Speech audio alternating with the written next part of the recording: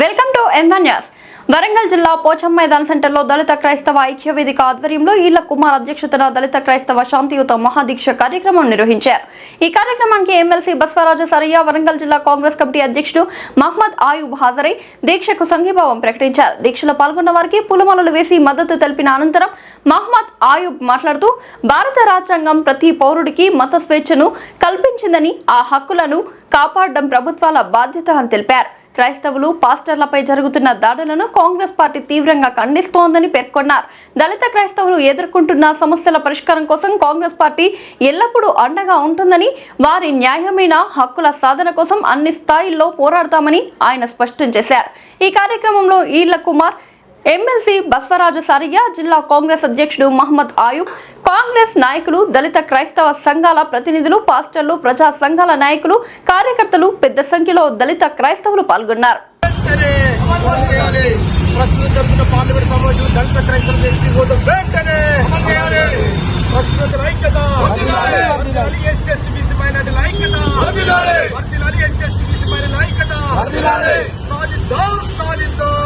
దళిత క్రైస్తవం సాధిద్దాం, సాధిద్దాం, సాధిద్దాం.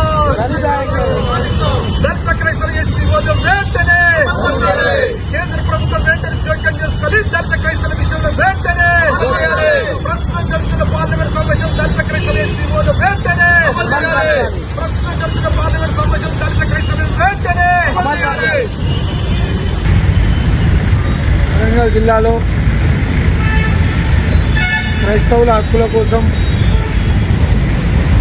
దళిత క్రైస్తవులు వారి హక్కుల కోసం బీజేపీ ప్రభుత్వం ఏదైతే ఒక చట్టాన్ని తీసుకువచ్చిందో దానిని వ్యతిరేకిస్తూ జరుగుతున్న పార్లమెంటు సమావేశాలలో పాత పద్ధతి ఏదైతే ఉందో దానిని అమలుపరచుటకై గతంలో ఎవరికి కూడా ఏ కులాన్నైనా ఏ దేవుడినైనా పూజించే హక్కు భారత రాజ్యాంగం కల్పించిందో దానికి అనుగుణంగా చట్టాలు ఉండాలని చెప్పి ఈళ్ల కుమార్ గారి ఆధ్వర్యంలో చేపట్టిన దీక్షను బలపరుస్తూ వరంగల్ జిల్లా కాంగ్రెస్ పార్టీ పక్షాన వాళ్ళకు అండగా ఉంటామని చెప్పి తెలియజేసుకుంటా ఉన్నాం.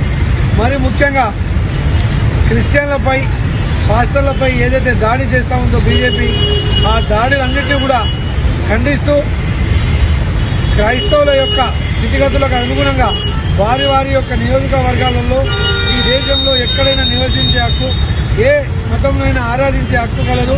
అది బాబాసాహెబ్ అంబేద్కర్, చాచా నెహ్రూ గారు మొదటి భారత పార్లమెంటులో ప్రవేశపెట్టిన బిల్లుకు అనుగుణంగానే ఇలా దేశం నడుస్తూ ఉంది. దానిని తూట్లు పడుస్తూ రానున్న రోజుల్లో మనువాదాన్ని ప్రజలపై బలవంతంగా రుద్దే ప్రయత్నం చేస్తూ ఉన్నారు.